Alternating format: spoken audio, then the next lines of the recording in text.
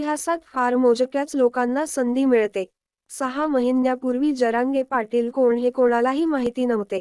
पण हा सामान्यातला सामान्य माणूस आज शरद पवारांचा बाप झालाय, असे वादग्रस्त विधान वंचित बहुजन आघाडीचे अध्यक्ष प्रकाश आंबेडकर यांनी केले. ते सोमवारी परभणीत ओबीसी भटके विमुक्त एल्गार मेळाव्यात बोलत होते.